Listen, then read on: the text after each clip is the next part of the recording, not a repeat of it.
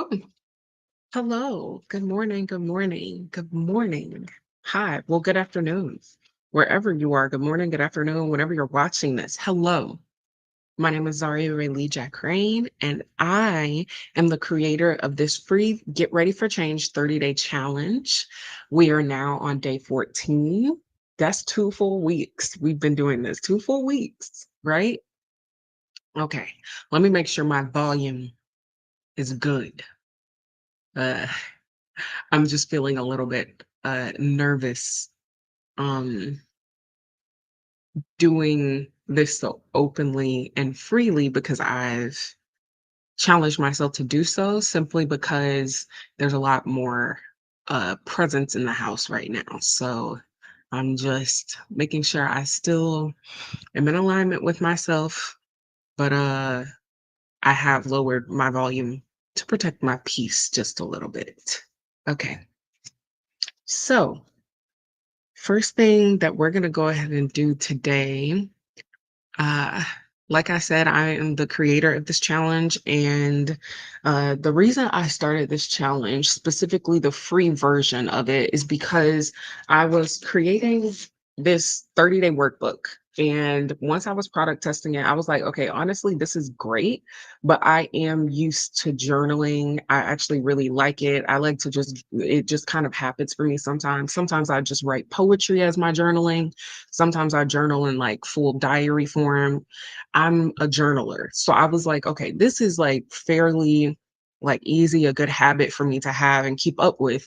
However, I did notice that a lot of the people I was talking to about this workbook, when it came to just sharing it with the people around me in my life, they all were like, oh, something like that would be really helpful, but I don't really know how to journal.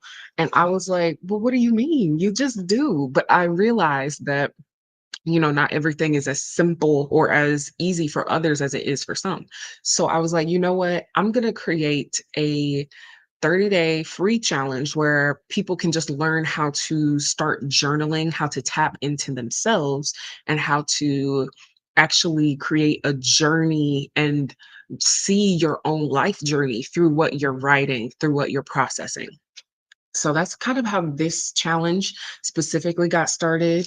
And I knew that I needed it to be one prompt per day, pretty standard, straightforward prompts, but they do need to be prompts that really dig down to the roots of things so that we can actually start seeing how um, we process life and give it this narrative and this story so that we understand it and so that we feel that we have control over what's going on around us.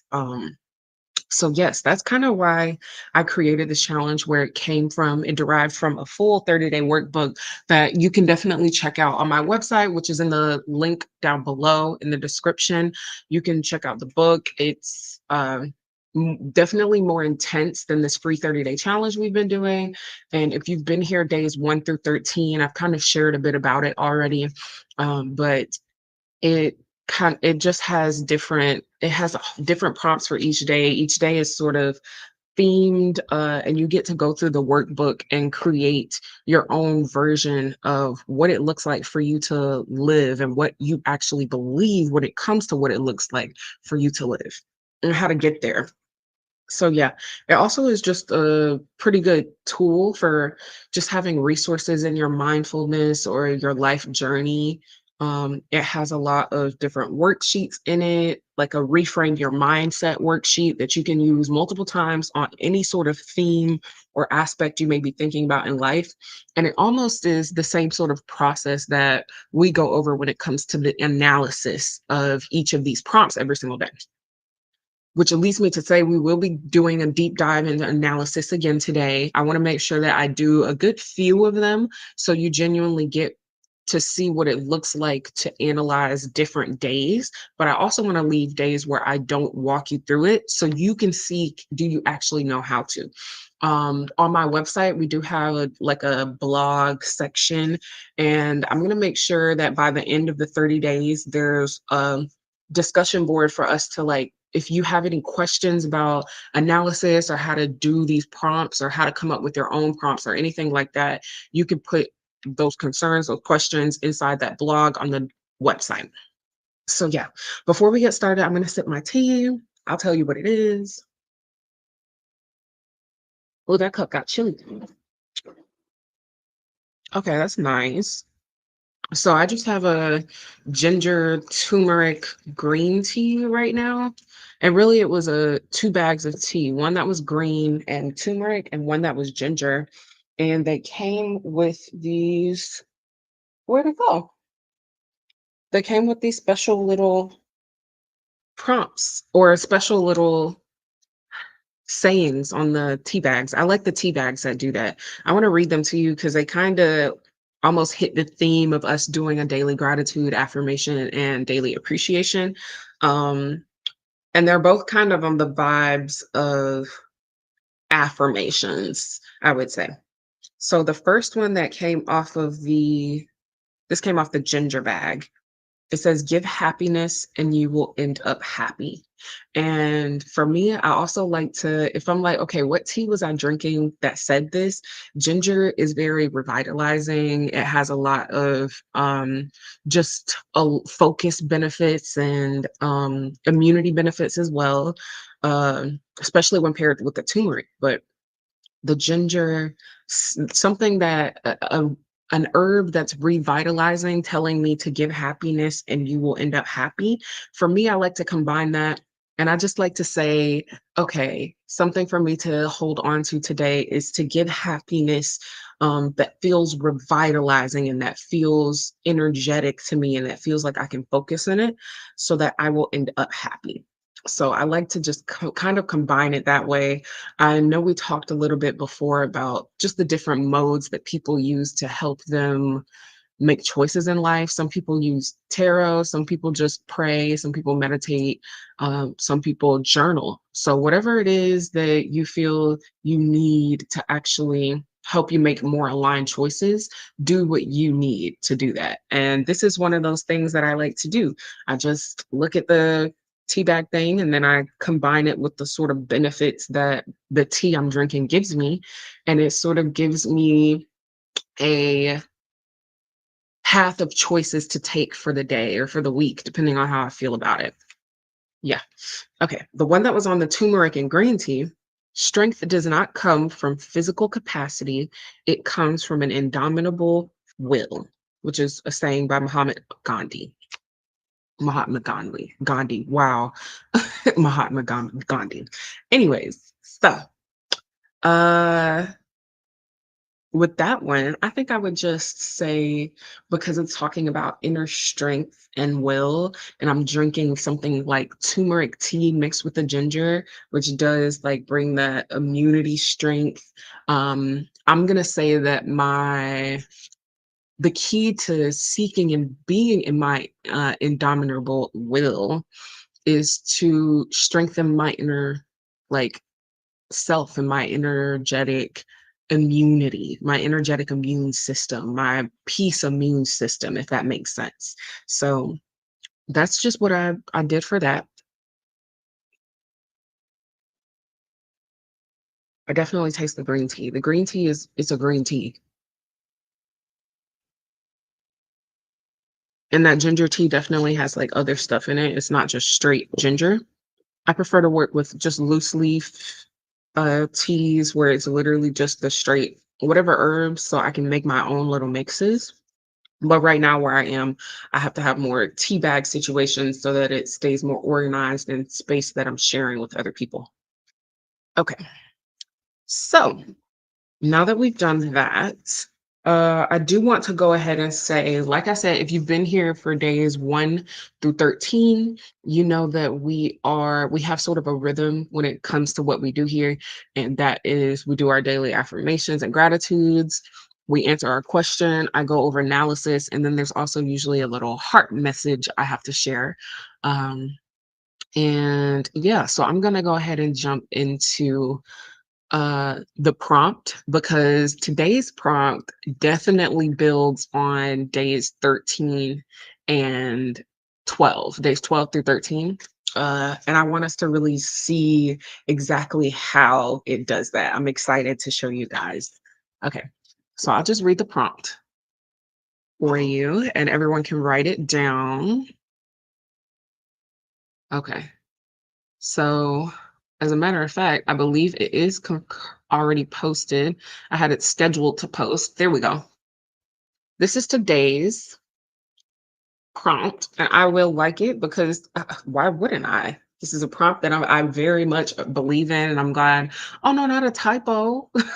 Okay, so day 14 of the 30-day Get Ready for Change challenge. What was a celebration I remember most? That's literally just the question. That's the question. What was a celebration I remember most? Okay. So take your moment to write it down. Um, yeah, write down the question first and what day it is, your date and everything at the top of your page. If you're doing video diaries or you're doing sort of a voice memo situation, take your moment to record that, pause your recording so then we can go on to the next. If you're doing your not voice memos, if you're doing electronic journal or like you're using your notes app, definitely do that. But make sure you are tracking it because that's what helps us actually get down to the nitty-gritty and actually analyze these things and compound on each day after day when you write it down.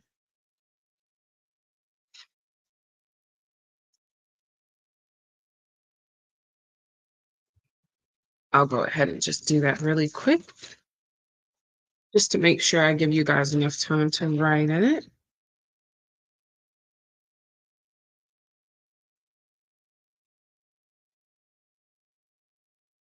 What was a celebration?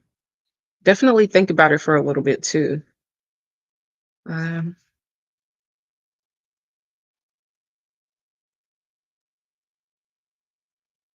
Also, when it comes to this question, I would definitely say have fun answering it with like your top three, maybe even like not just the first one, but list the top three and we're going to go through it. We're going to go through it.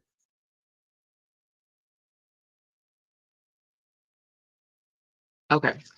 So now that everyone's written it down, perfect. Okay. I'm actually really excited for this. We're gonna go ahead and oh, yeah, yeah,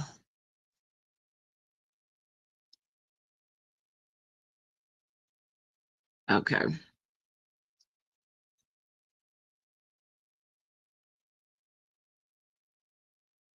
perfect. All right. Now that you've written it down, let's go ahead and do this together. I'm gonna share my screen so you can see me actually writing my answers, how it works. Okay. Day 14, what was the celebration I remember most? The first thing I want you to write down, even though I didn't tell you to think about it because I don't really want you to, it just needs to be exactly what you think of immediately when you think celebration. What are your feelings, excuse me, towards celebration? Just write them down. For me, and I know it's not the same for everyone, so there's no shame in feeling something differently about something just because it may be expected for you to feel like it.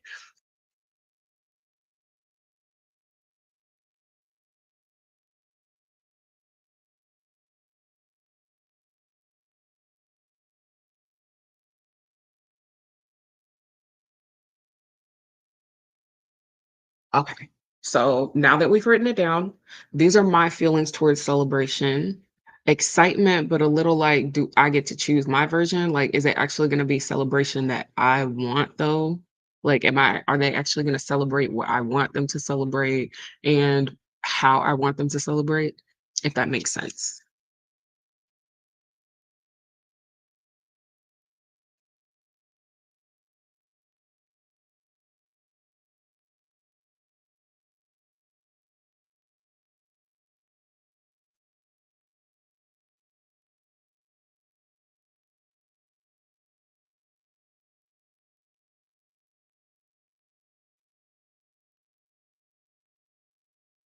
Okay, there we go. That's it. So now we just answer the question. We're not thinking about our answers yet. We just keep going, answer the question.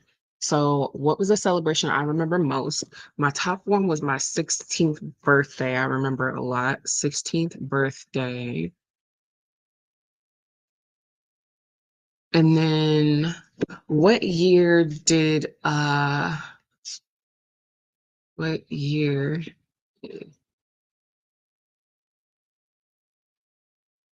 Okay, yeah. Okay, so 2017.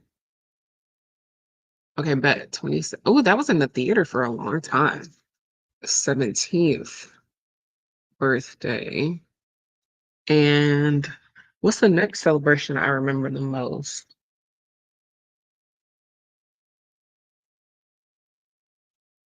Okay, graduation party. And actually, I'm gonna switch those because I really, when I thought about celebration and I was like, what celebrations do I remember the most? I immediately went, okay, 16th birthday or graduation party. And then I was like, oh, no, no, no, but my 17th birthday. So let me reorder them because I want them to almost be in the order that I remember them in.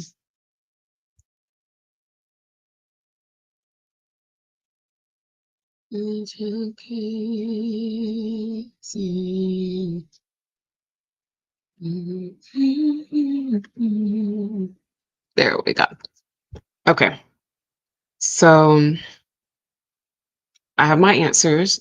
Now, my feelings when I read the question, I was excited to go through this prompt and analysis with live viewers. I think that was really what I was excited by, the fact that I'm going through it with y'all and I get to share this prompt specifically and how powerful it can be to actually analyze these things. And then uh let's see, what else did I feel when I was reading it? Okay, I did feel almost that sort of uh some guilt, and I'll explain that a little, just a little. Okay. And then my feelings when I answered, oh, oh, that's how I felt. What word is that? Hmm. Oh, this is gonna be a fun, emotional roller coaster that takes me to the rest of the best emotional rides. That's how I felt. Okay. First experience with that feeling, with these feelings. I forgot that I was going to have to do that. Wow. Okay. That's also why I like to do this analysis with y'all in person because the analysis gets so in depth. You kind of forget the things that you're going to analyze in it. And it kind of shocks your brain into actually thinking about the thing that genuinely is what's true, not what you're telling yourself what's true so that you feel like, you're in the right mind or you feel like um people can get you and that you belong, but literally just what comes to your brain and what comes out. So that's also why I really love doing the analysis and doing it this deeply, because we're going to be able to go back like 10 days from now, which will almost be pretty much the end of this challenge. And we're going to be able to see transformations that occurred with the things we were thinking just off of the fact that we're making sure we do it um, in a way that doesn't allow you to second guess yourself or push away what you know is. Okay. So I would say my first experience with feelings from answering and my first experience from feelings and uh reading the question. So I'm gonna make sure I identify the feelings from reading, and then I'll go and do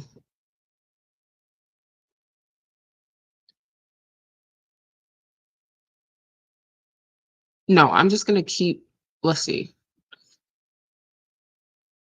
There we go. That's what I need.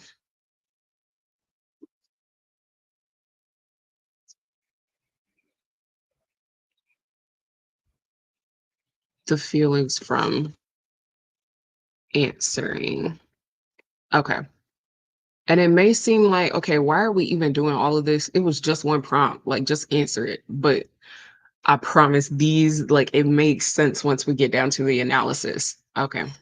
Which hopefully you've seen because you watched day 1 through 13. You didn't just jump on day 14 and think that you were going to be able to get all the reap all the benefits from the challenge because that's not how it works. You got to do days 1 through 13 in order, one day at a time, and then get to day 14. Okay. So my feelings from reading and the first experience that I remember. Okay, so my first experience from feeling uh excited to do something with other people watching, because there's a difference between being excited to do something and you get to do it alone, and excited to do something with other people there. But this is excited to do something with people watching, which honestly hasn't been an emotion that I've been feeling lately, but I'm surprised I feel it today. uh, so my first experience with that, hmm, and I will go ahead and excited to do with people watching and also learning. I will say, because I did used to be a music teacher and then I also used to be a nanny. So it is very important learning wise that I understand that I'm doing a little bit of teaching here and I'm actually instructing in some ways, even if it's only based off of my own anecdotal experience, which a lot of people have been doing these days, to be very honest. Um, it's still teaching in a way and it's still sharing information for people to gain knowledge from. Okay.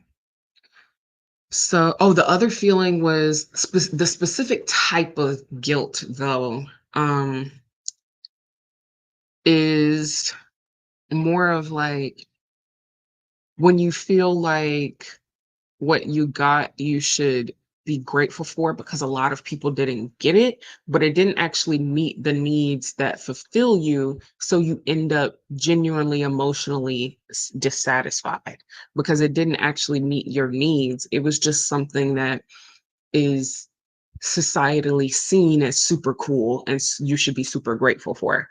So that's the type of guilt that I'm talking about here.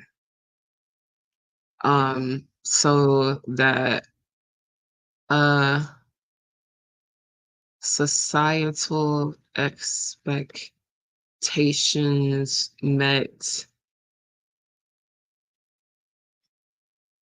but personal needs unmet. Guilt. Yeah. Okay. Now, first experience with each of them, because I did list two different feelings when I was talking about me reading. This is also why it may take a while to go through your analysis. I would allot literally the same amount of time it takes us to go through this live to spend on yourself. Okay. Every single day for 30 days, you took the pledge, right? And usually I prefer to make sure you take the pledge every single day that you do the challenge. That's honestly what I think helps you get through each day as well. But I haven't been opening the challenge like that. I've just been letting you guys know what the challenge is. Um, so tomorrow we're definitely going to go back to starting to read that 30-day prompt every single day. We're going to read that pledge every single day. before we actually get jump into the challenge. Because once you hit days 14 and we're definitely writing down our analysis every single day, it gets a little it may feel a little long or even kind of draining because you are digging deep into some emotions. Okay. First experience. Okay. My first experience excited to do with people watching and learning.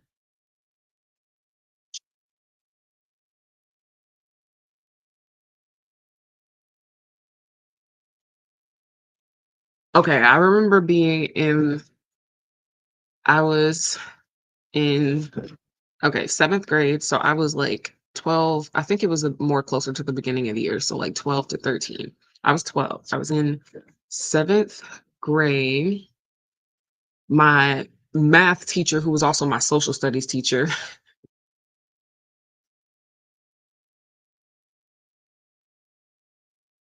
she used to like to just kind of online shop during our class. Like she didn't really teach us. And all of a sudden, because I it was pretty easy for me to pick up things. She actually taught us kind of during the social studies. She didn't really care to do that in math. She didn't care for that. But also, I will say that this was the only, like one of the only teachers I had that wasn't the best. I grew up with some very great educators and teachers, so I think that's why education is really important to me. But this 7th grade teacher, she wasn't doing all that. She wasn't doing that. Okay. She would, like, literally, um, do whatever she wanted to on her computer while she was in the class, which was genuinely usually online shopping. And we would like kind of as a class be confused at first, and then the few people that knew how to just pick up things and understand things, we would kind of do our work and then go around teaching the rest of the class in groups. And I was one of those people that was kind of helping teach the class in groups. So let me go back. I was in 7th grade and in helping classmates learn math. And we got to this section where we were talking about ratios. And when I tell you that's like ratios, it was just a little weird. It was definitely a unit that we needed some extra instruction in because when it comes to ratios and like configuring them and then doing them as like you kind of use them like fractions. It was really weird. It was confusing for a bit. And that is definitely one unit of math that I may struggle with when it comes to like doing it still in person. I'm actually pretty good at math. But yeah, that's where I think that's the first time I felt that feeling. I was in 7th grade helping classmates learn math, as well as teaching it to myself.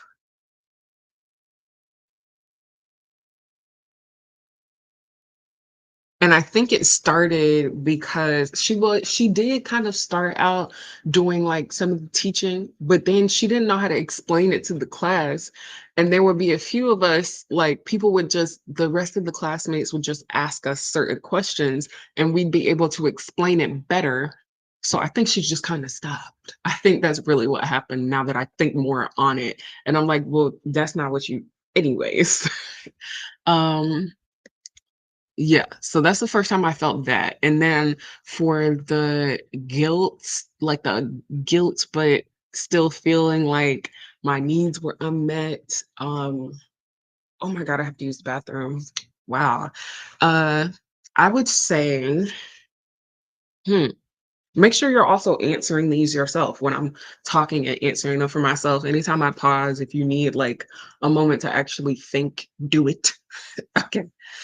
And I am about to take a bathroom break so everyone can have some time to genuinely think about this for themselves, not put what they think they should put or just copy what's going on with me.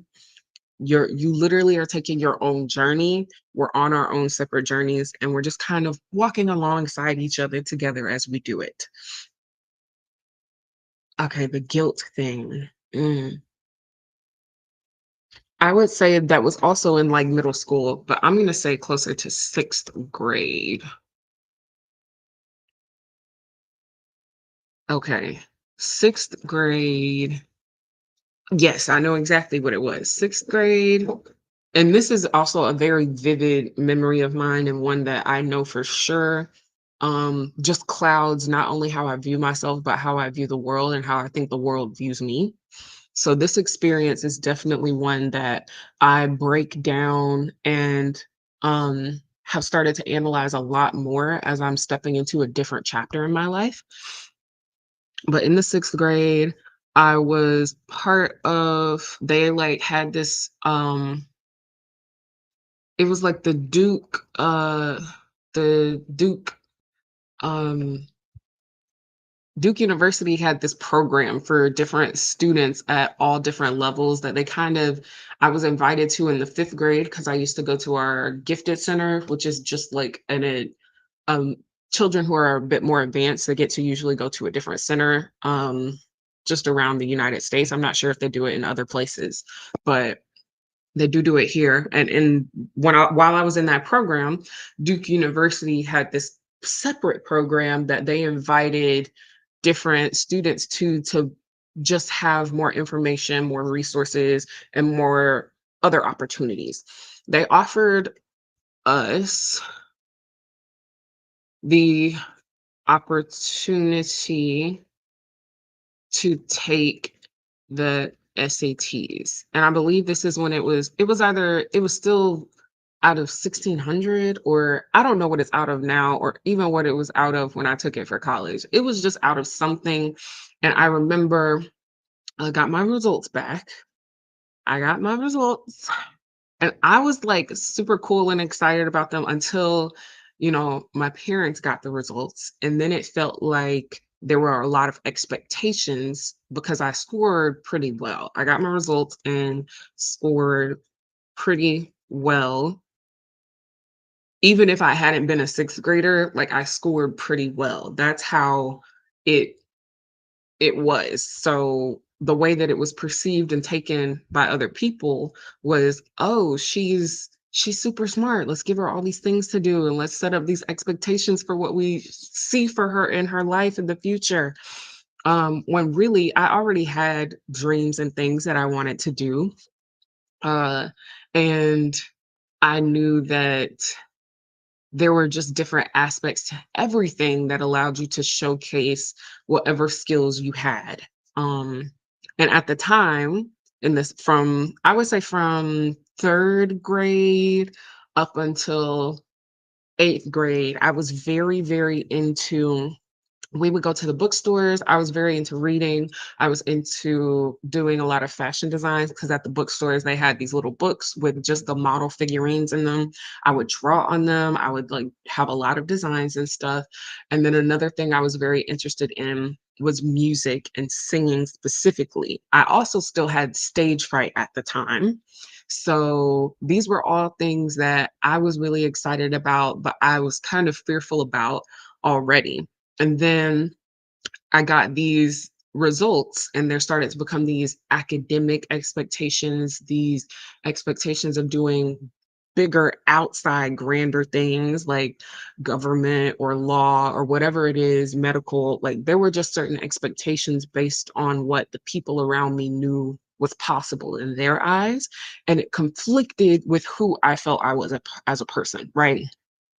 So I started to become very confused. This was very much a turning point for me in life. I started to become very confused, very in despair because I felt like everything around me was telling me what I wanted and what made me happy wasn't gonna happen, it didn't exist. But all the things that people wanted from me made me unhappy and just didn't make sense for me. So it was a very confusing time and it reached a very dark time. But that's why I say it's important to really get down to these feelings because this experience is not only attached to this feeling for me, it's attached to so many other feelings because it felt so pivotal and because I was at such an influential age in my belief system. Um, so yes, that's also why I put that there. That's why we put the age we were, because 12-year-old is a very like it's a time in people's lives where your different beliefs and things are being reshaped. And this was kind of a journey that took me from 9 years old to about 12 or 13. And this was sort of the compounding things that I was feeling throughout the whole thing. But yes, don't be afraid to write down the whole like experience, the whole story, like really journal and say exactly what you were feeling and thinking, just like I explained it to you guys here. And so that you can go back and be like, oh my God, I really felt that way. Like, no wonder I kind of have this view of things, especially when I think about that experience so much and my feelings on that experience. Every time I think about it, that's what's popping up. The thoughts that I had are what's popping up. Of course, we're going to be having this specific view on life that isn't exactly taking us anywhere. And we're just going to keep going in the same circles until you look back at these experiences and give them new meanings. Okay. My emotional needs at the time, I definitely needed people, my loved ones specifically, to be more curious and supportive of my current or of my um visions and passions at the time. Yeah. Uh but that actually goes under, I put that under the wrong section. That's wild. Oops.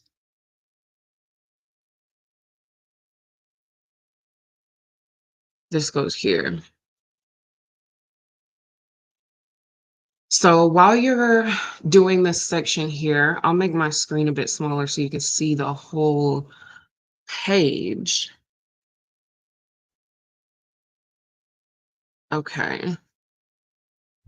While you're answering all of these really quick, write your answers, your prompts down.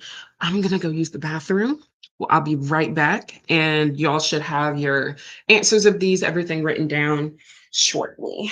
So, yeah, you have your moment. Take your moment to write what you need to, feel what you need to, and I will be back with the rest of the prompt. We're gonna continue to analyze.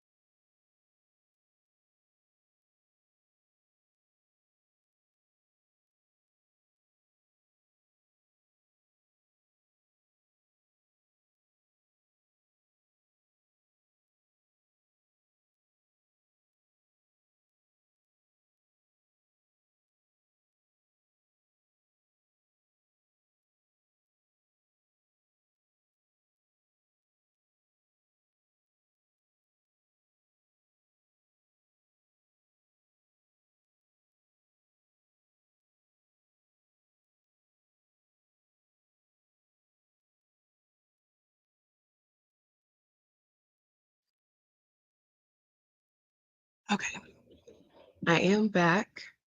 I'll continue to let you write what you need to for just a moment.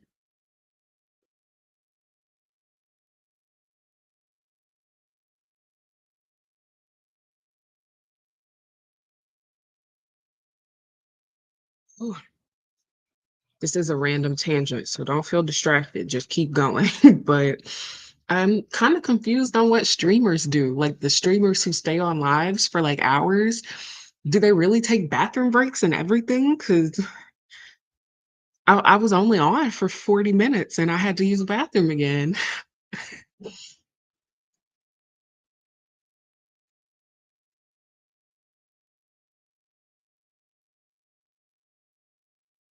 Okay.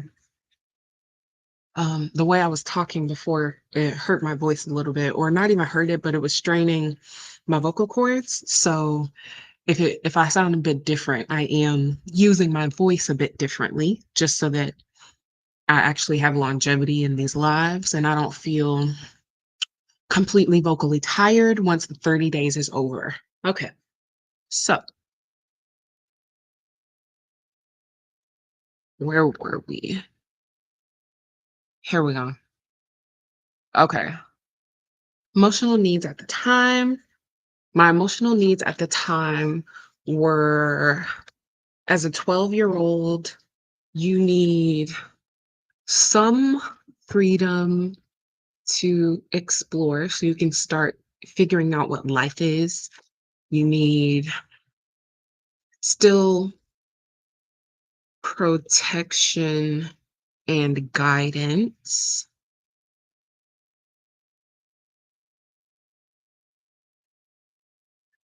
Your social interactions are very important at this age. Social interactions are extremely influential.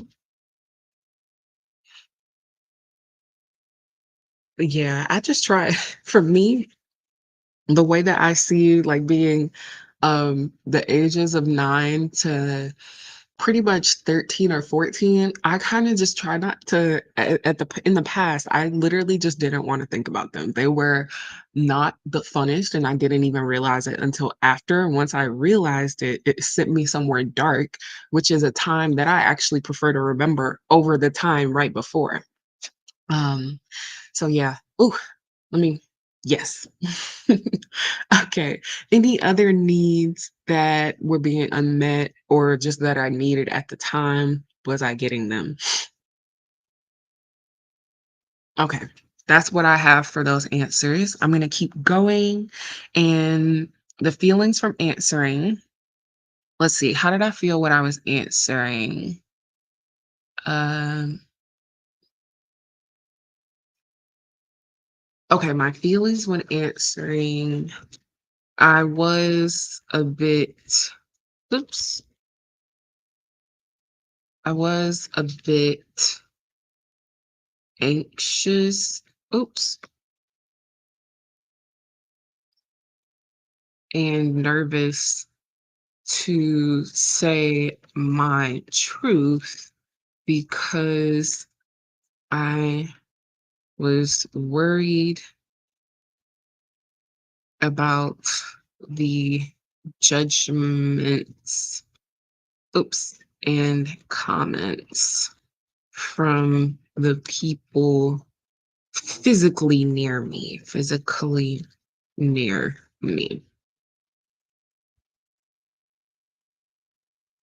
Okay. But then I was like, okay, just do what you need to do for you and then keep going. Cause this is what we're doing. We're on this challenge for a reason. This is what I'm doing. Um, so I took whatever energy,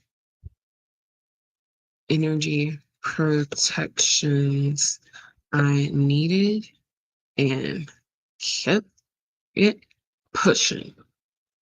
Oops. Okay. Um, my first experience was feeling too nervous to say my truth, but because of comments and judgments from others, but then okay, I'll say the first time I can think about this, uh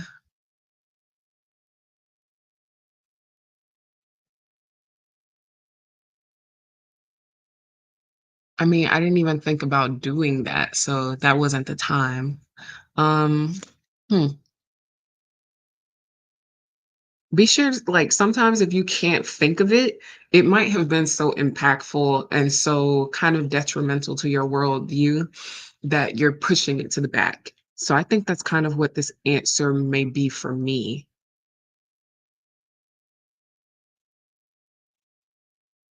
Okay, I think I know what that answer is. I know exactly what my answer is for the first part, and that is when I went to kindergarten. And if you were here a few days ago, I talked about the first time I was supposed to go to kindergarten. I originally toured a specific school, how that experience influenced me, and how I was excited for it. But then all of a sudden, I was having to go to this other school, and this other school, my first experiences with it were not the happiest. I really did not have fun. I did not have a good time. My first day of kindergarten was not good. Okay. So, uh, when I went to kindergarten, and I think the very first thing, mom as soon as my mom left, and I was, like, with the teachers, with the parapro, whatever, I got put in the line, and all these other little white girls and white boys were like, "Oh my god, what's in your hair? Like, what's wrong with you? Ew, it looks weird." And they were literally touching me, like, touching me and my hair and everything. I was like, "Ooh, child, I don't think this is for me. Maybe I'm not supposed to be here." Because the school I went to that we originally toured, not only did everybody look like me, but nobody was gonna do this. Like, why are you touching me? It was very extreme, very uncomfortable, very sudden. And then the very next thing was during nap time. And I actually recently brought this experience up to my therapist simply because we were talking about just different experiences and kind of going through this analysis process where you talk about the first time you felt a specific feeling. And then the second experience I had was the only other, like, kids who did look like me didn't want to be around me because they're queen bee or whatever. We're literally in kindergarten. Um, she didn't want me hanging out with, like, her boyfriend, like, she didn't want us, like, sleeping on the same mat next to each other or whatever, on different mats next to each other. And at now that I'm older, I was like, "Child, what kind of rhetoric is going on in your home for you to say that at 5?" Basically 4. Uh, and at the time, I was like, "Okay, so nobody wants me around because the people who do want me around see me as peculiar and they literally poke at me. And then the people who look like me and don't poke at me emotionally and don't physically want me around." So I think this was also definitely first time I started to feel unwanted in areas. So that definitely when I went to kindergarten for the first time. And directly before this, all my other, like, childcare situations, I used to, like, be with family a lot. Even when we were in Atlanta and I was going to daycare, my aunt used to work at a preschool. So I was pretty much in her class. And, um yeah, so I'd never been to a educational or nurturing space that made me feel so uncomfortable.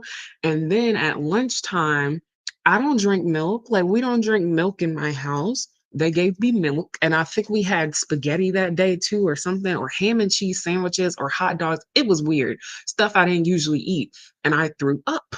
So not only did I have those really 2 sucky experiences, I threw up and I vowed that it was the last time I was ever gonna throw up because it's so disgusting. And then I didn't throw up again until, like, 5th grade, and I was super sick. And then I didn't throw up again at all, ever, until I got to college.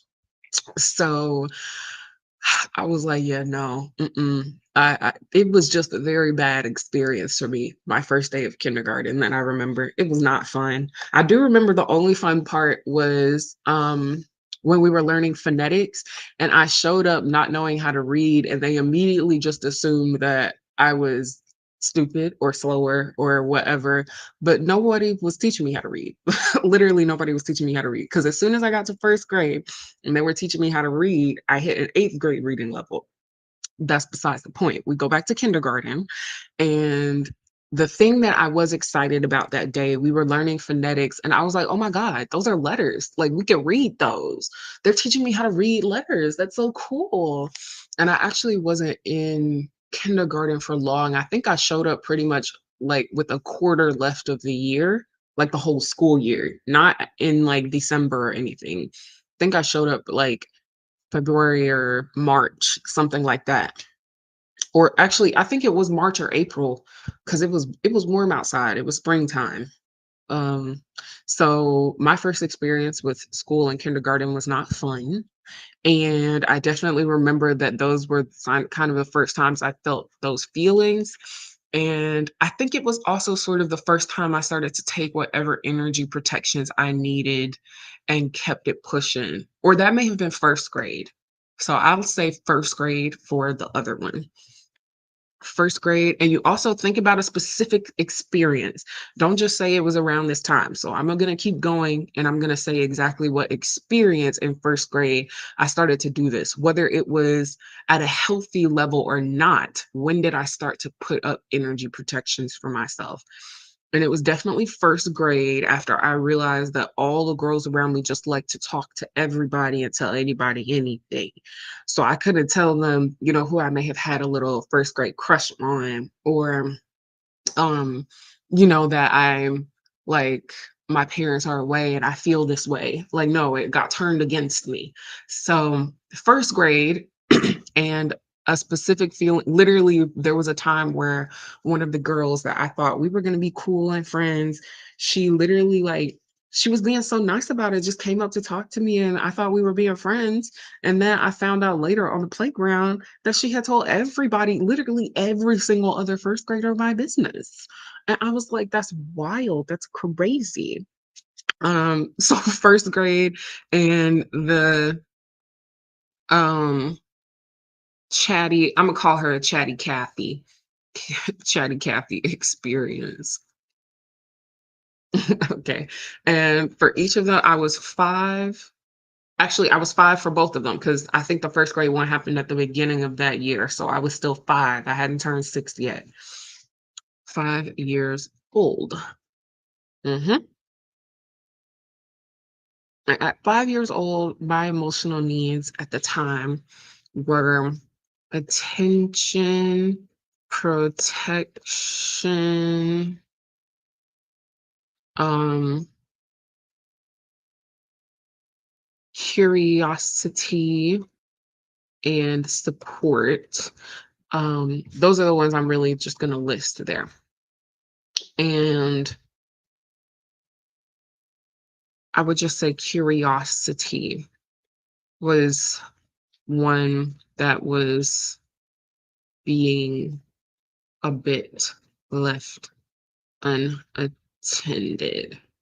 And by that, I just mean loved ones' curiosity in the fine details or in what's going on in my life at that time. Um, all right. Emotional needs being met now. And when it comes to this specific type of situation, I definitely have more energy protections that are more of a healthy balance. Energy protections in a healthy balance. There's definitely curiosity. I definitely give myself curiosity and support and attention. Well, I have been saying I like to give more attention to myself recently just because I'm still in a physical space where I'm learning to tell the people around me that no, I don't have the energy for that, even if it physically seems like I have time for something. Just because I can doesn't mean I want to or doesn't mean I should. So just telling other people no more to tell myself yes. I'd like to do a bit better about that. Telling others no so I can tell, oops, myself yes more. And that just goes with who I feel like I would be saying no to and the feelings that go with that.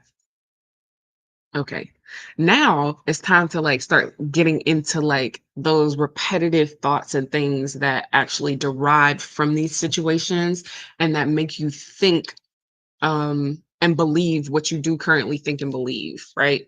And we're really only listing the negative ones just because the positive ones we want to keep saying, And we're going to list those. We list those anytime we say a daily affirmation or a gratitude or a daily appreciation. That's where you put your positive feelings for each day, because we do have them. We have positive feelings as much as we have what are seen as negative feelings, when really they're all just feelings here to be a barometer for what's going on in our life compared to what we feel fulfilled in.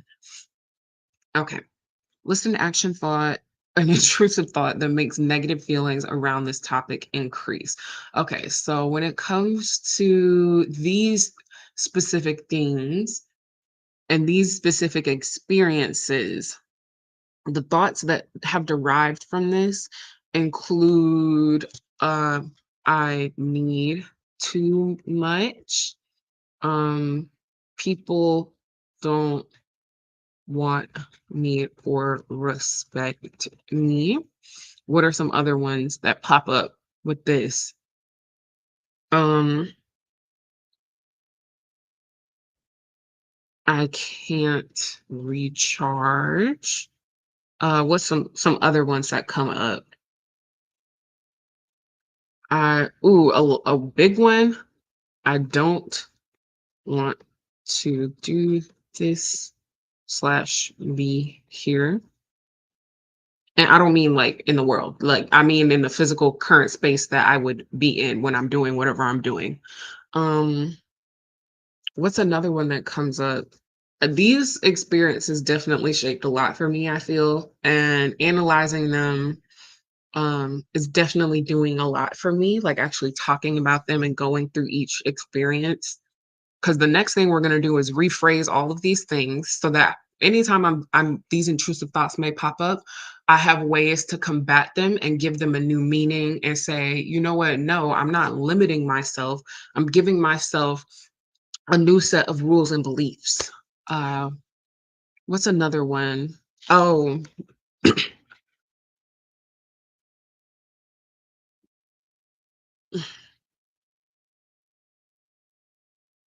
where yeah, these two experiences definitely did a lot in terms of my worldview. Um, and did I even get to talking about the ones from yeah, we haven't even started to actually analyze the full celebration factor, right? I've just started analyzing my where the feelings come from. So we haven't even got to the fact that we're talking about celebration still. We're still talking about celebration, but it's the fact that where did the feelings you have from celebration originate? Where did they even come from? And I definitely do know that in sixth and seventh grade, with that first experience reading the question, there was definitely celebration happening from other people. And as soon as it came with all these other expectations, I was like, oh, I don't want this. That's not what I signed up for. I don't want that. So that's definitely how the first one is tied to celebration. And as for the other one, going to kindergarten, especially when you remember it for the like if you remember kindergarten for the first time, it's definitely a life milestone that people celebrate. So that's how you can actually be like, you know what, how do these even tie back to, my the fact how I feel about celebration? Because we've only analyzed how we feel about the success and the celebration.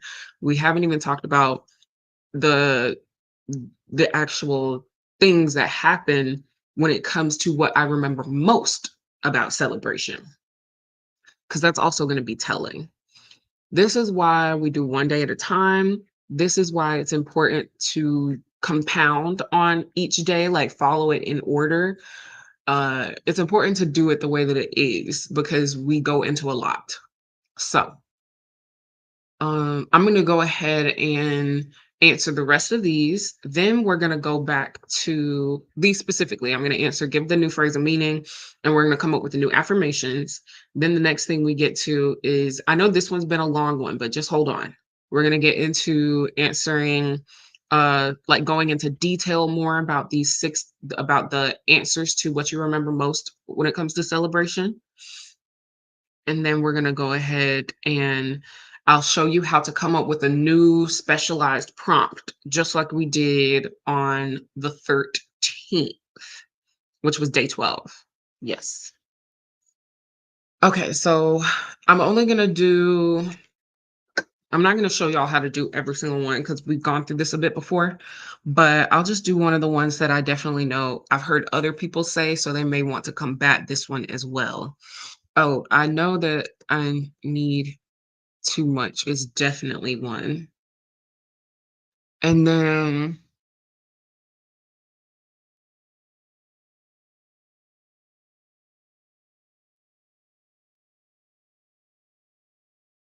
I'm gonna do the other one as I can't trust anyone. And then we'll also do one where it's uh I'm weird or different.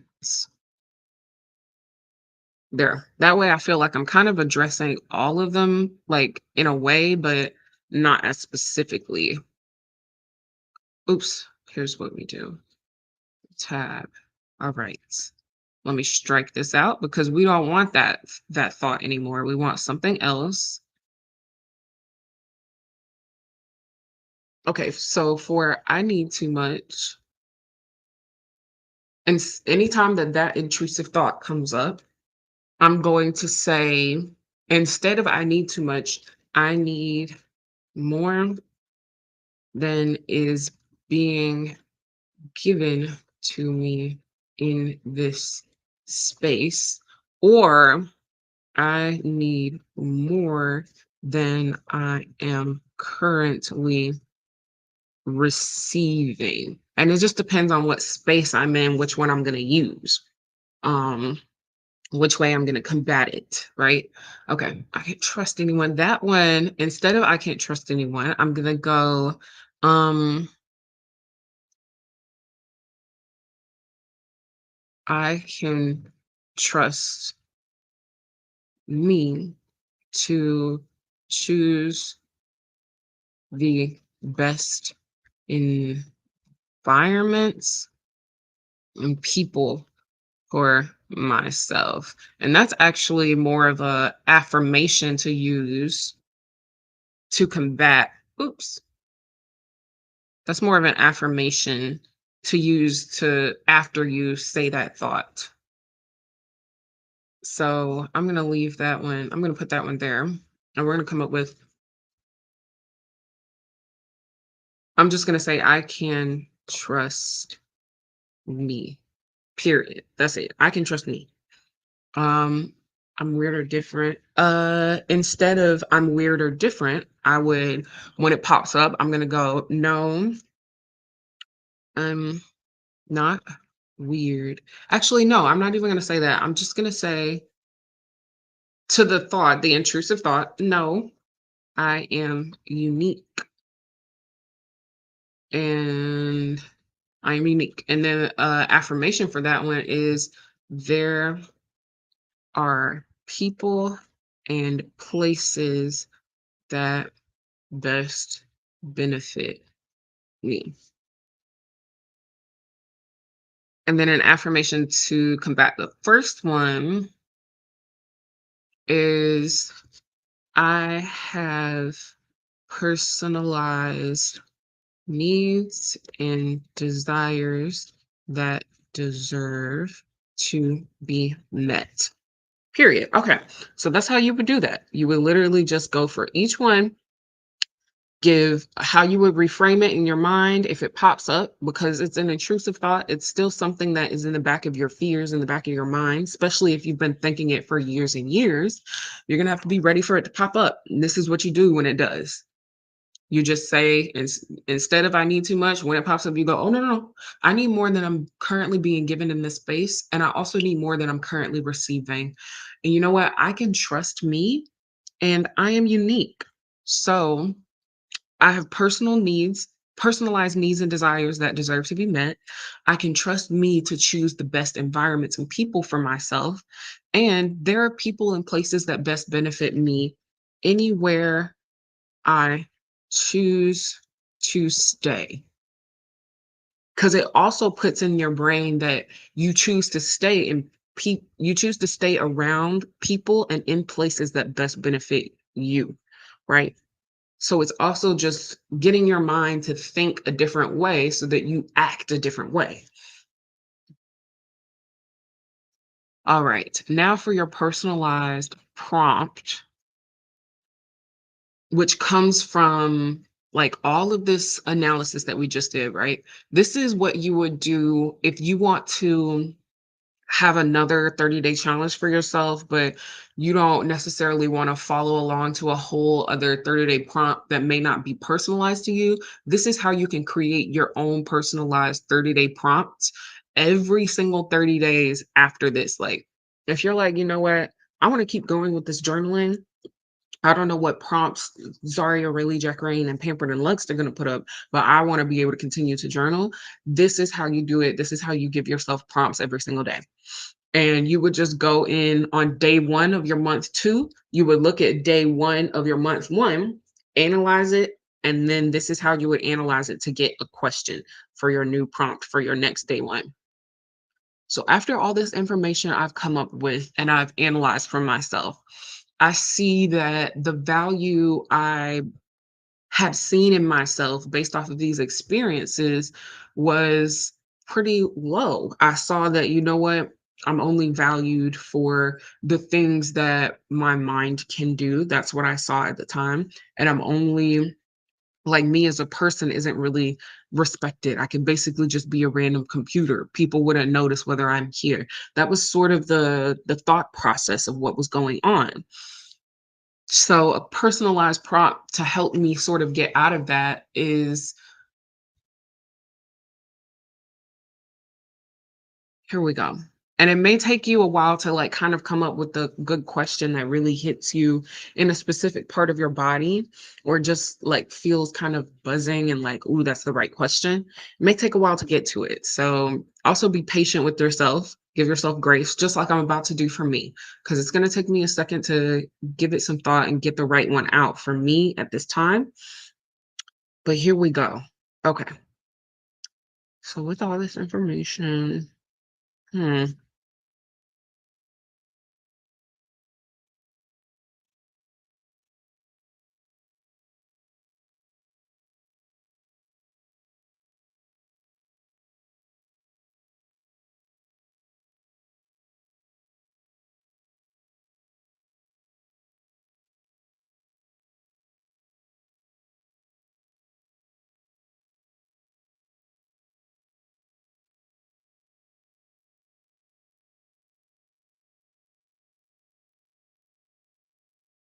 okay, that's my question. But let me keep going because we're not done yet.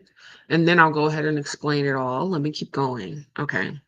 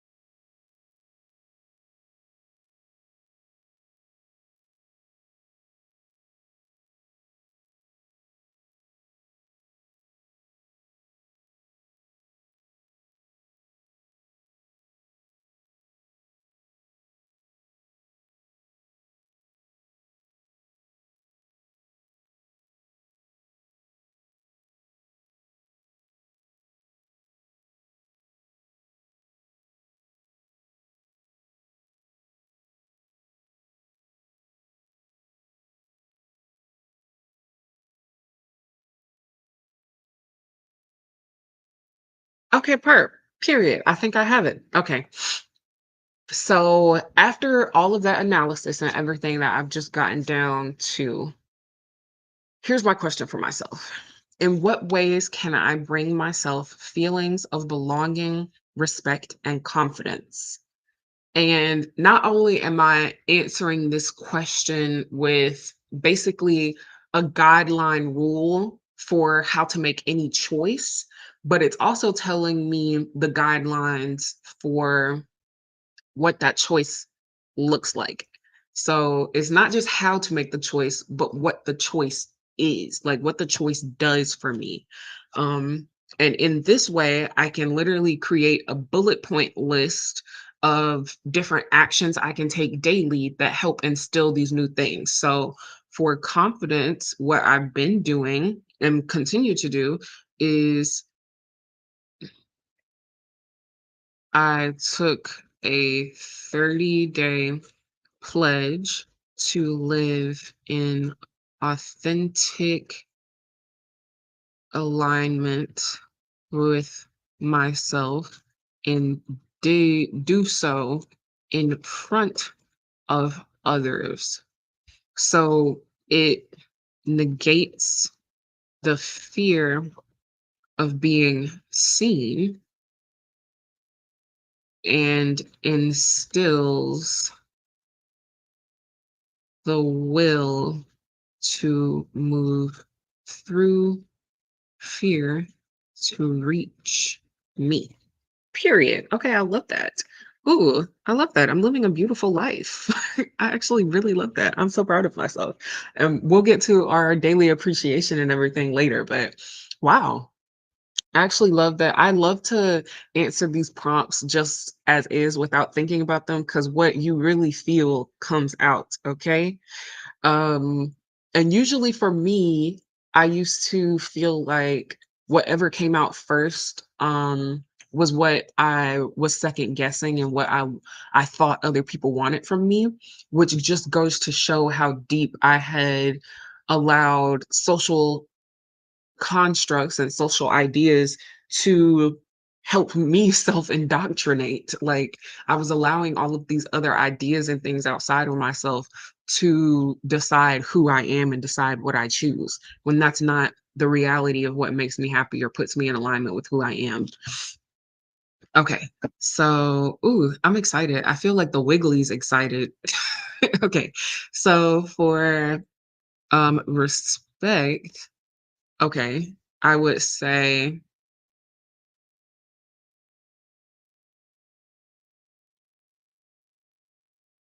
standing firm in my choices and choosing what works for me and brings me lasting happiness first. And I don't just say brings me happiness or peace, I say brings me lasting happiness or peace because there are always fleeting moments of something that's joyous, something that's fun, something that's, a cute look, whatever. But to have that peace and happiness that stays with you beyond the 5 minutes or the hour or however long you're doing the thing, to have that actual peace continue to be and actually be what your natural state of being is, your level of homeostasis, it takes a certain set of will and discipline to be true to yourself. So also the will and discipline to be true to myself.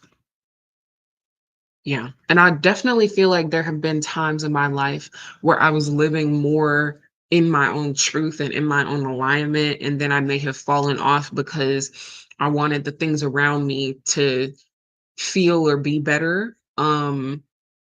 Instead of realizing that I just wasn't in the specific physical place that actually made me feel the most great, like, to be very frank. Okay. And then for the what was the other thing I said? For the belonging. For belonging, that definitely just has to do with, um,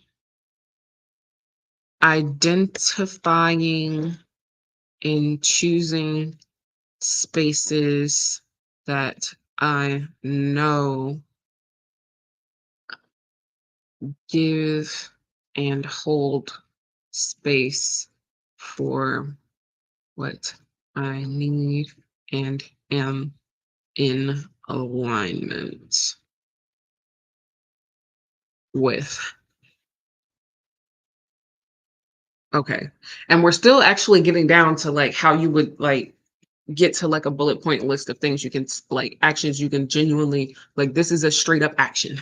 So I'll start with honestly for all of them, uh like actual actions to take for all of them have been a pledge to self. You can take a pledge to yourself.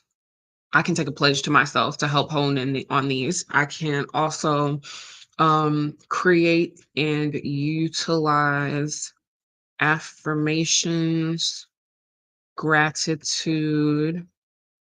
And for me, one of the feelings that lets me know I'm in aligned with myself is satisfaction. Like, am I satisfied with what's going on around me? Am I satisfied with what I'm doing? Okay. Is satisfied. Create and utilize affirmations, gratitudes, and oh, the feeling of actually, that's a whole different prompt. And appreciation mantras. So another one for this is that's where I meant to put this lean into feelings of satisfaction. Okay. Another actual action to take that helps with all of these is okay, let's say that I'm in the store and I'm like, "Ooh, what thing do I want?" Or what do I want for dinner even? Do I want spaghetti for dinner or do I want lasagna? If I take 30 minutes to figure out what I want, besides the ADHD struggles, if I take 30 minutes to figure out what I want just because I'm second guessing each time I settle on the answer, this is something you can stop. Like, this is an action to start taking to literally stop second guessing yourself in everyday decisions and stop asking for advice on everyday decisions. So actions also include actions you can stop, not just actions you can start taking, because really it's the actions we're already taking that are continuing to put us in the spot that we're in. So there are actions you're going to have to stop and then you replace them with other things. So instead of second guessing, I can literally just start being like, you know what? I always know exactly what I want. And then I take an hour to decide. And then I'm left 50 times more hungry. And now I'm like, oh, now I don't have time to cook. And then it changes what I decide. And now I feel even worse. So instead of all of that, just go, you know what I'm going to start doing? I'm gonna make sure I know exactly what I want for dinner the day before. So that way, you know what, even if I do change my mind, because I'm a person who may change my mind, I have that meal ready before it even needs to be here. So I don't get hungry and I actually take care of my needs. The actions that you take, the reason we come up with these prompts right here are to just let you know what the definition or what that action looks like for it to feel good to you, and then you just list some actions to take. I want to go ahead and list one more that may not seem as tangible or seem like it makes sense, but let's see. Oh, for the one with confidence, um, start doing what makes me giddy and feel innocently joyous. No matter how what people say about it, if it seems like it's stupid or nerdy or whatever, like you feel like, oh, the people who are around you don't respect it, or they genuinely tell you they don't respect it. Like whatever it is, do the thing that makes you feel giddy and happy and just innocently joyous, something that makes you feel like a kid in the playground.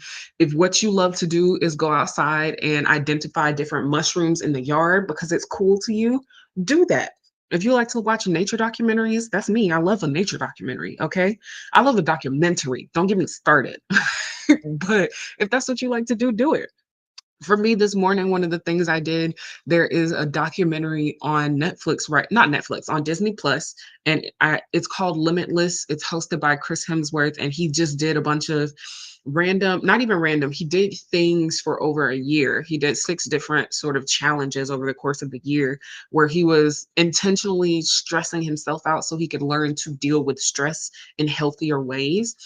Oh my God, is it such an interesting documentary? Not just because I'm interested in how to um, decrease stress, but it also, after the first episode, I've already seen and learned different things about different types of jobs that other people have. Like, um, it's just, I think it's very important to make sure you do the things that just make you happy and giddy no matter what.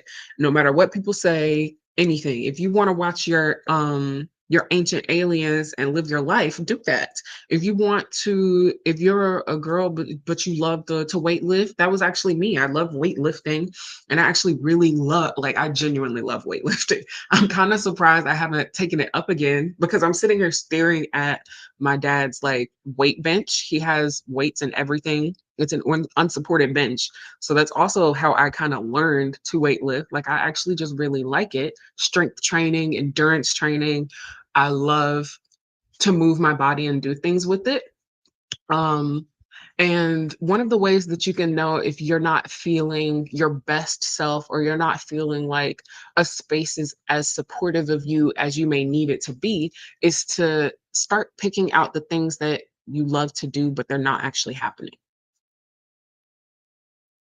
I need you to go. I'm on the meeting right now. You can text me.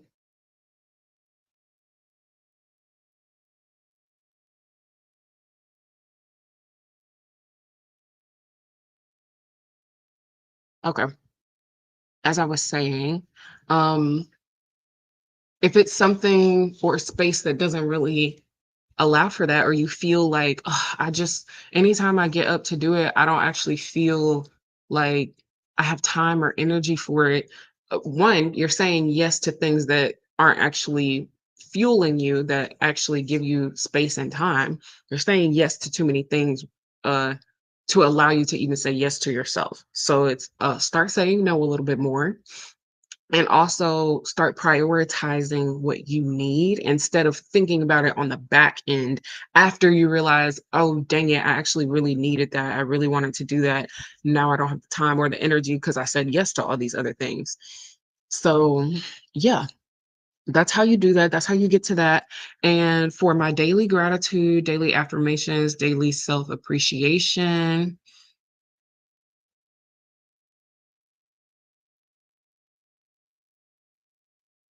Okay. I'm going to go with my daily affirmation because I definitely need it right now. I think one of my triggers that I've been coming face to face with recently a lot is I do not like to be interrupted when I'm doing something, or I feel like what I'm doing is something I'm really passionate in, or I'm just very focused. Because as someone with ADHD, it takes me a lot to get my focus in the first place. Even though I have different steps to help me get there faster, like I know that having my cup of tea, having my water, everything set in front of me, lined up, that helps. Um, and then if I'm doing something that's not alive, I know that, okay, put on your music or play the podcast, whatever it is, get yourself in the zone. But yeah, that's one of the um, triggers lately that I've been coming face to face with and just having to deal with. Like, I just have to find my peace in myself, anyways. Um, so I want to do an affirmation that relates to that. Um, I have peace no matter what occurs or who shows up, and I choose to stay in places that bring me peace. Okay, so that's my affirmation. And it does feel a little, I'm not really feeling that affirmation. I'm just like, it's just words right now if I start to say it. So that definitely can and will happen at some point. If you're just coming up with daily affirmations, gratitudes, and self appreciations, you're not going to feel that every single day until you start to feel it every single day. And even then, there are still going to be times where you don't exactly feel it all the way. So I am grateful for grace and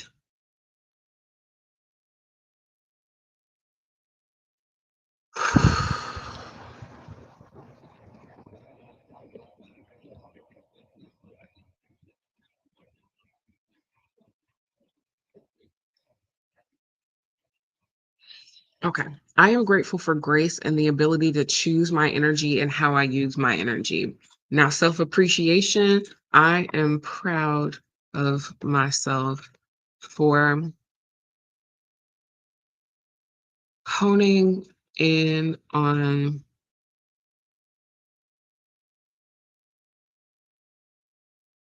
yeah, I do feel like I've honed in more on the feelings of gratitude and contentment.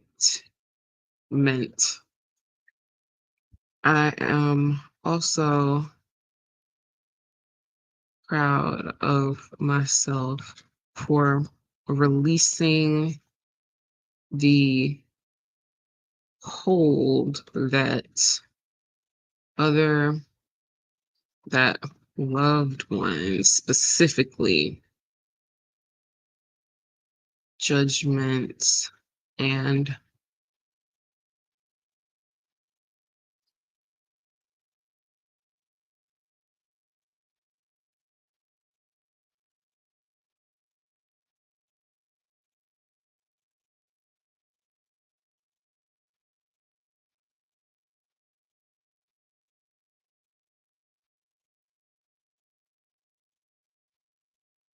okay.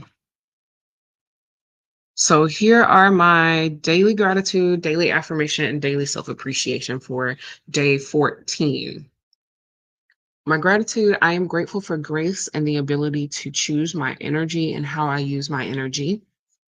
For daily affirmation, I have peace no matter what occurs or who shows up, and I choose to stay in places that bring me peace. Actually, that create space for my peace. Daily self appreciation. I am proud of myself for honing in on the feelings of gratitude and contentment. I am also proud of myself for releasing the hold that loved ones' judgments and thoughts on what I'm doing had on my emotions and thoughts, on my own emotions and thoughts. There we go. So there we have it. That's that for, wow, we did it. That was day 14. That was day 14. We're literally almost 50% of the way done. We are so close to being 50% of the way, through this. And with all this being said, you can even take your analysis for each day and go even deeper. Now, the way that you would go even deeper with the celebration, because this one is a really big one for me, it seems, drove me into it, not even drove me, it sent me down a path I wasn't expecting. Um, because now I still get to go in and analyze the different actual occasions of celebration that I remember the most, because the feelings that I had from them showed up differently from the first experience than the times I remember most with celebration that brought up these feelings. And I just want to briefly say exactly what was going on with each of these so that you can see how the analysis can keep going and how you can use each of these prompts from each day to even you could use one full day to create a whole 30-day challenge for yourself, create a whole 30 days worth of prompts. Like that's how deep you can go into every single one of these prompts and into diving into yourself. And that's all I'm here to help do throughout this challenge, help you figure out how to hone in on what you feel, dive more into yourself, and dive more into who you see yourself as, this vision of self. Okay. So 16th birthday was I had a sweet 16. Like I had a sweet 16 experience, right? And one of the things I was really excited about, I made my own cake and I love to bake and cook. So that was something that was just going to happen. Okay. It was red velvet. And because at 16, I definitely felt like, oh my God, I'm like really about to be 18 and kind of like out. And I had felt like I was already had certain responsibilities, like helping with my house and whatnot, not financially, but with like my parents traveling for work, my siblings were I was the oldest, so I was definitely helping out more in a guidance role than in a sister role. And that responsibility, that pressure definitely I felt. And all throughout my teenage years, I just remember saying, I'm gonna be a kid as long as I can be a kid. And I say that to mention that my icing was purple, like straight up purple. Okay. Purple. Like, no fuchsia, no like pastel lavender. Like she wasn't giving, she's trying to be like cute but luxury or grown. Like, no, she was purple and she was purple like my sixth grade bedroom purple. Okay.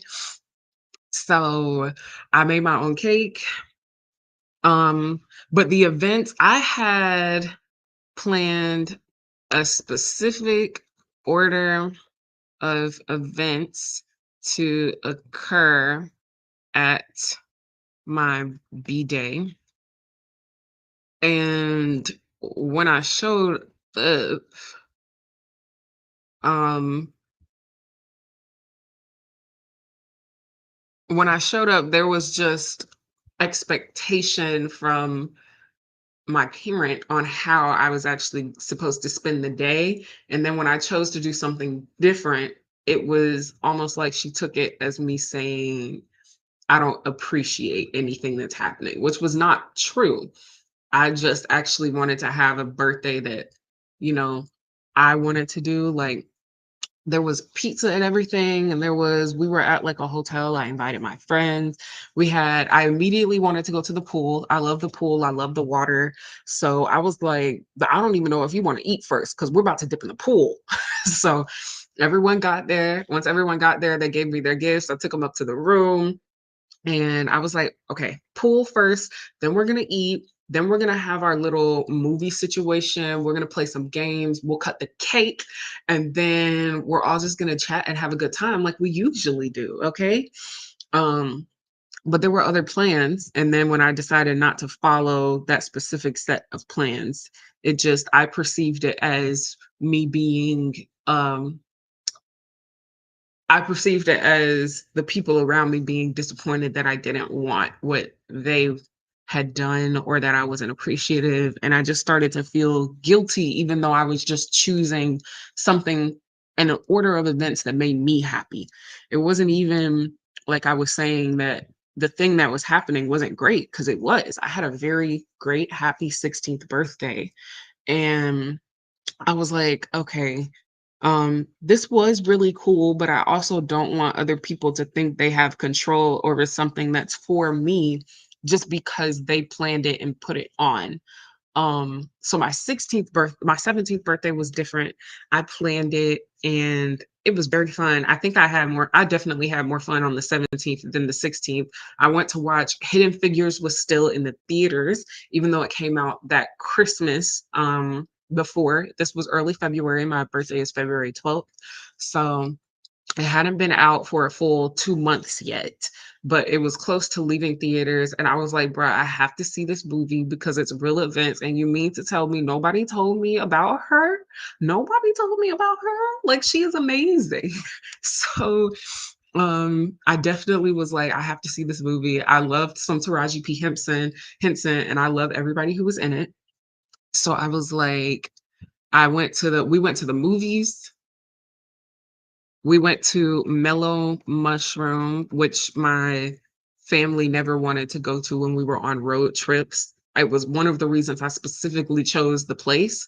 I was like, "We're gonna go to Valdosta, a city a few minutes away or almost an hour away, really, and I'm gonna get to go eat Mellow Mushroom because I never get to have it." And we went to the mall, we went shopping. I got to go in some stores that I don't really get to go into when I have parents there. This was also the first year I was able to drive, like I had my own car. So I literally went to a whole different city almost an hour away, and I was able to have, like, the birthday of my dreams. Like, it was the best birthday ever. I remember I had a coupon for free pretzels, and I had all my other friends get the coupon for free pretzels because it was kind of our first time, and they had a new rewards thing going on. So we all got the free pretzels to like situate the table real good as our little appetizer.